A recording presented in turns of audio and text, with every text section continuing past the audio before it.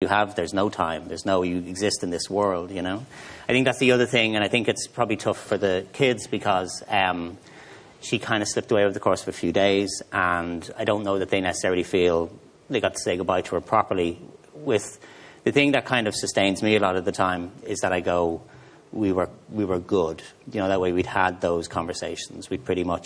We knew where this was going, and there was nothing left unsaid. And that's really, for me, must be very reassuring, gold, you know? in despite the awful circumstances, to know that. Do you know what it is? It's just that there's nothing at that point, and I think it's probably a privilege that a lot of people don't get, but to be able to have that to me is, you know, I never saw this as something with a beginning and a middle and an end, but we were there and we were all there. It happened when she passed away very gently, with us all there, and that was it.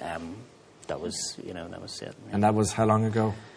That's I have no sense of time anymore, so it would be, we're heading a year and a half. That's all. That's all. Sorry, 2. Sorry, I've lost all sense. That's all right, but it's very recent in the great scheme of things. Yeah. I was just struck, Derek, by something you wrote in your essay about your experience. 2 years. Sorry, 2 years. That's okay. No, I do genuinely. It sometimes feel like time is happening all at the same time. Sometimes, of course, and in slow motion, and then too quickly. It makes perfect sense. But you said the aftermath of my wife's death feels like the moment after an unexpected bomb explodes in a spy thriller.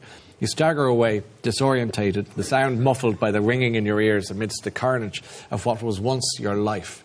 It is. It's like apocalyptic, you know. It's apocalyptic. And the one thing I realise now, because we lived in Donegal for 18 years, we've moved to Dublin in the last few months, and my life bears no resemblance. And that's the thing. The superficial trappings are there. The kids keep everything moving, but like everything changes. Everything fundamentally changes, you know. And I think because of that, it's...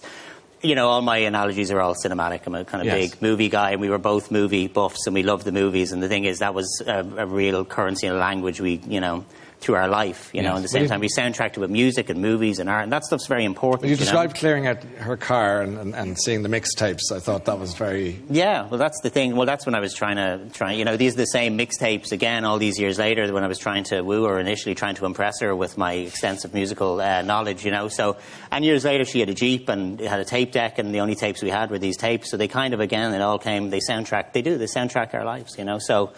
At the end, again, when she did pass away, and her Jeep passed away a week before she did, on the road between Donegal and Omagh, over the side of the road, and I know it was terrible.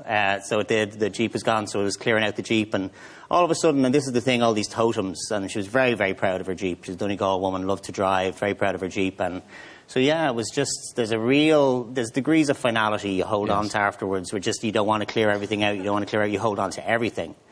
So we had to sell the Jeep for scrap eventually.